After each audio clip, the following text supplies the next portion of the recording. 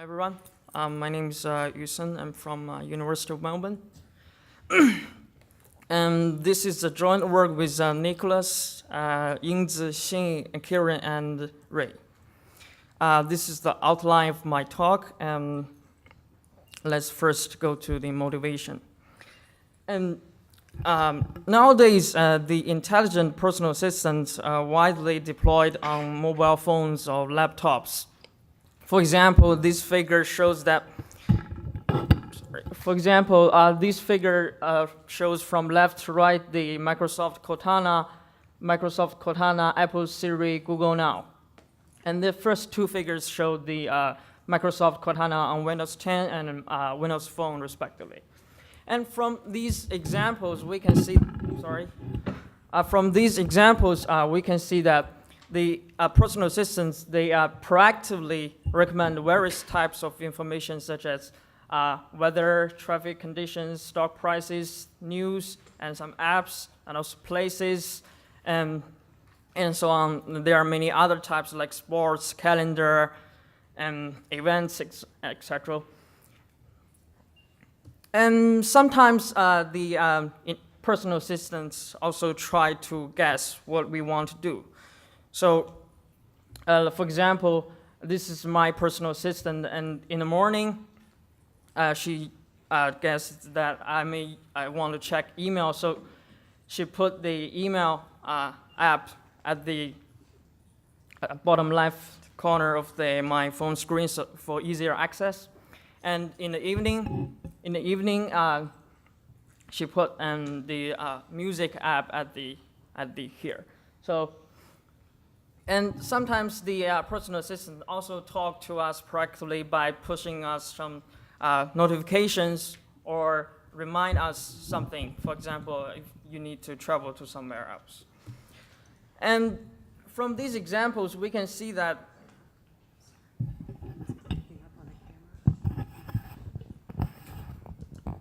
okay.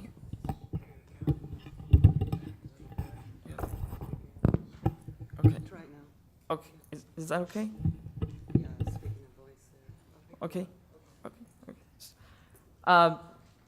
Due to the limited display sizes of no matter it's a mobile phone or a laptop, we can only show limited content about news or traffic or a calendar.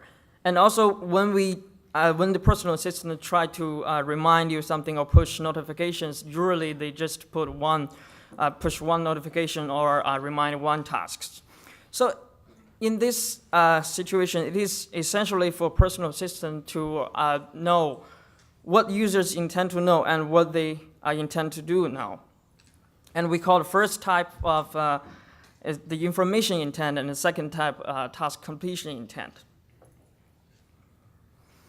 And intent is closely related to users' context, which includes both the external physical environment like the location and time, and also the internal activities of the users that can be effectively sensed by personal assistants like the apps that users recently used or the venues that the users have recently visited. For example, when we are driving or using browsers, users tend to listen to music. Well, if it is Sunday evenings or they're at their office, then they tend to check calendars. So we propose, or we want to exploit these various types of contextual signals to track users' intent, so that we can recommend the users various types of information or complete the tasks for them, so to show the right information at just the right time. For example, here we have the contextual signals of the app Chrome and a link and the venues about Starbucks and Fitness First, and also the distance to the user's home and the day of week. This 2,345 means that the users are used from 10 a.m. to 11 a.m. More than half an hour of the Chrome app, and from 11 a.m. to 12 p.m. it uses that for 784 seconds, and so on. And this means from 11 a.m. To 12 p.m., the user stayed at Starbucks for more than 1,000 seconds. And this distance to home means during this time, the average distance of this user to his home is maybe 5.34 kilometers. And the day of week 5 means it's Friday. Here, the intent we want to track is whether the user want to take a taxi or not. So maybe during this time, the user want to travel to Starbucks or anywhere else, and then she may want to use the Uber app or Lyft app so that she may want to take a taxi. And also, maybe after that, she want to go back and also want to take a taxi. And then with these user behaviors or contextual signals, we want to predict whether the user has the intent now. So, we model these data as time theories. As you can see, these at different timestamps, the different durations of the user use the app's data at YNU, and we use all these time series to form a panel. And then let's move on to the problem definition. It's we formally formulate the problem as follows: that given a set of users and the tracking granularity, a type of the intent, and the context of the user, the problem is to determine whether the user has the given intent for every timestamp.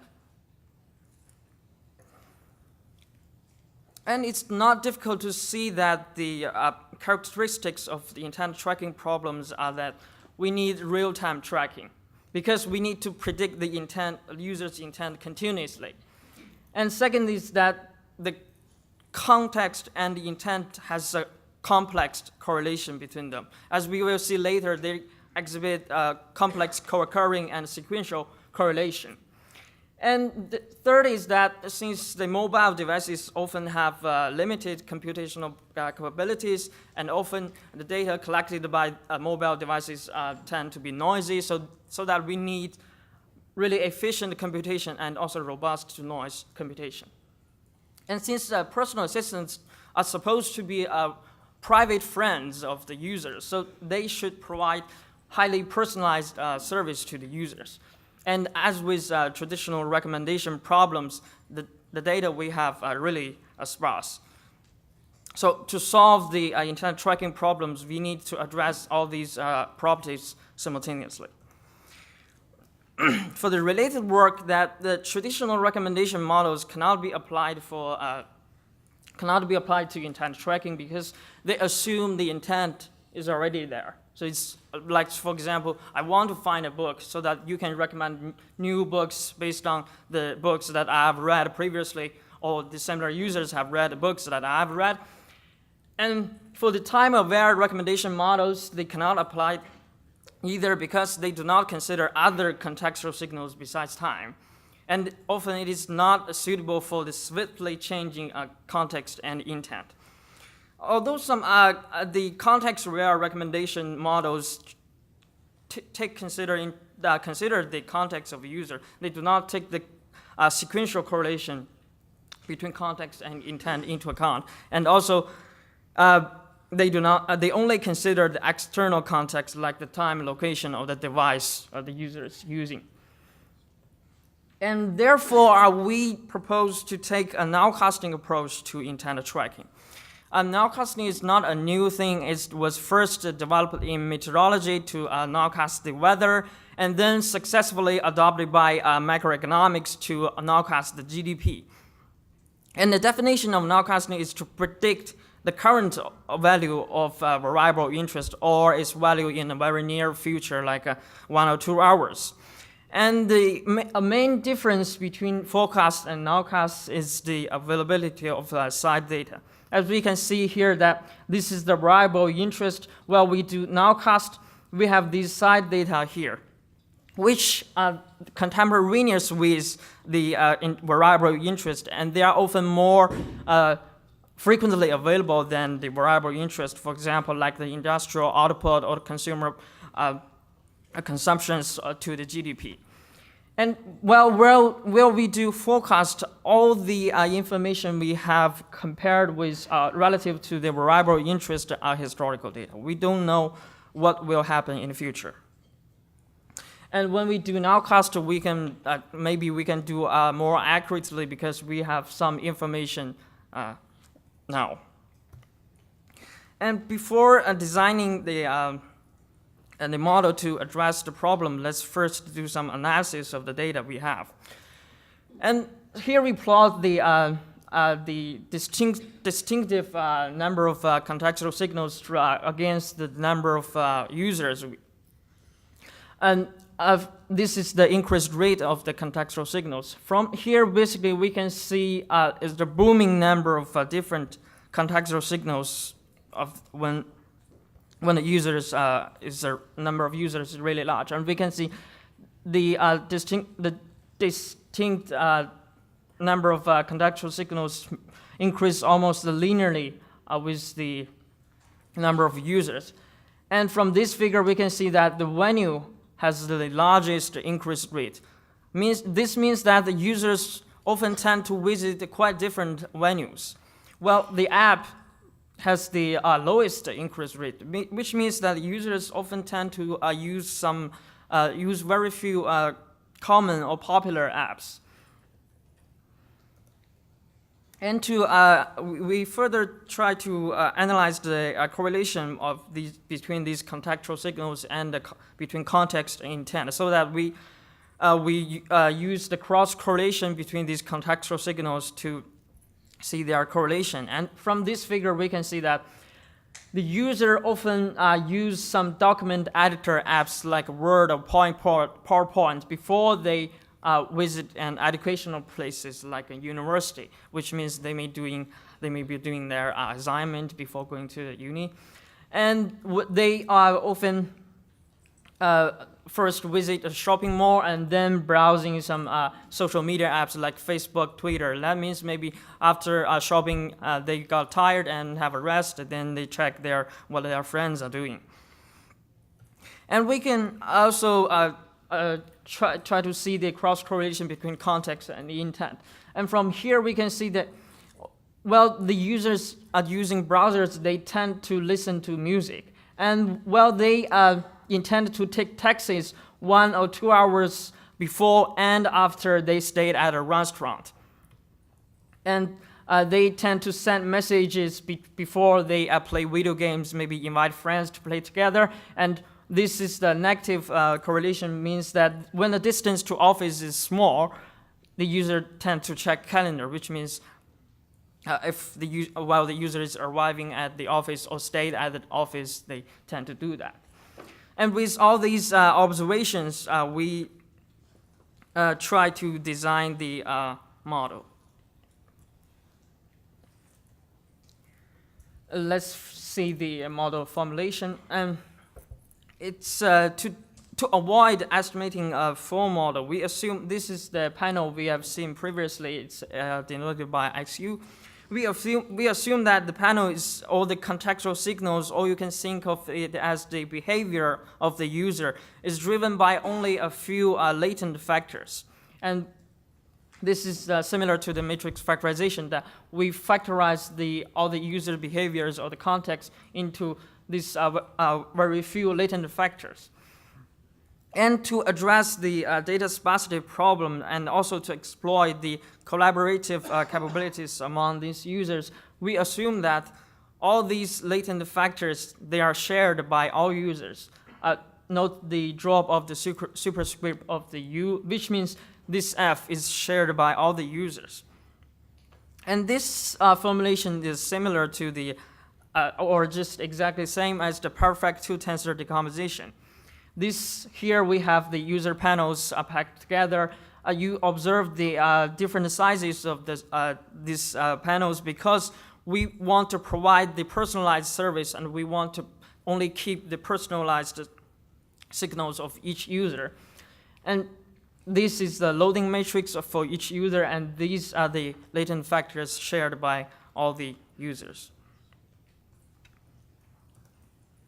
And we we try to model the dynamics and sequential correlation between these latent factors. We assume that these factors follow a linear transition. And they follow, the latent factors and contextual signals, they follow such a linear dynamical system. This is the observation, and this is the latent factor loading. This is some Gaussian noise, and this is the transition between the latent factors. And the noise has the covariance matrix of psi and the Q. And if we can effectively estimate the latent factors and other parameters, then we can use this linear dynamical system to efficiently track users' intent. Okay. And since Kalman filtering is an really effective method to estimate the internal state of a linear dynamical system, we try to jointly optimize the perfect two-tensor decomposition and the linear dynamical system. And we use the Kalman filter as a regularizer of the perfect two-tensor decomposition. And this is the perfect two-tensor decomposition, and this part is the optimization formulation of Kalman filtering. And the optimization algorithm is that we first try to estimate the covariance, noise covariance, follow the Nowcasting practice. And basically, the system observation noise covariance is estimated by the principal component analysis, and the system transition noise is estimated by the vector autoregression. I will skip the details here. And then we use statistic gradient descent to estimate the transition matrix, the loading matrix, and more importantly, the latent factors. And the gradients are computed as follows. Then we can use this linear dynamical system to track the user's intent in real time. Let's see the experiments. And we use a log from a commercial personal assistant for evaluation. For the task completion intent, we use the app launch log, and we try to use send a message and listen to music, make a reservation, get taxi, and so on.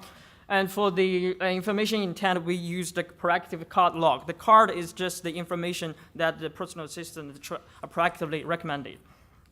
And we follow these 4 types of information intent. And the other configurations, like we use first 3 weeks for training and the 1 week for testing. The contextual signals we used are the users use apps like on laptops or mobile phones, and venues visited by the users, and also some distance to his home and office, and the temporal time of the day or day of week. And here we first measure the different methods across models by the F measure. And we can see that this dark blue bar is the measurement of the KP2 model, and we can see that it has the best performance over many strong comparative methods. This is the lambda mat. It wins the 2010 Yahoo Learn to Rank Challenge. This is the factorization machine. This is the Kalman filtering, which is widely used in the Nowcasting in macroeconomic community. And this is our model. And we also measured the hit ratio of the model. This is basically during the test period, whether if the user has, when the user wants news, then we can accurately recommend news, then it's a 1 hit. So this is the percentage of the users who has at least 1 hit. And we can also see that the model has the highest hit ratio. And we also try to investigate the method or how the KP2 model which method the KP2 model used to make the prediction, and which contextual signals are more important. And so that we try to unzip the latent factors using a decision tree and generate these lift-to triggers for some users. And for this, we can see that if it is later than 6:30 p.m. and the user is using browsers, then the user you may recommend some music for the users. And for the taxi, if it is later than 8:30 p.m. and its weekday distance to office is larger than 8 kilometers and it's leaving a supermarket, then she may want to take a taxi. And these H2 triggers can be easily deployed and efficiently computed. So let's to the conclusion is that tracking users' intent is very important for intelligent personal system, and they need to understand what users intend to do or to know, and provide active, proactive experiences. And the proposed model following the Nowcasting framework and outperforms many state-of-the-art methods for the contextual intent tracking. For some future work, is that we want to investigate some nonlinear transition between the latent factors, and then also want to explain more of the model. And the demo video is here, so any questions?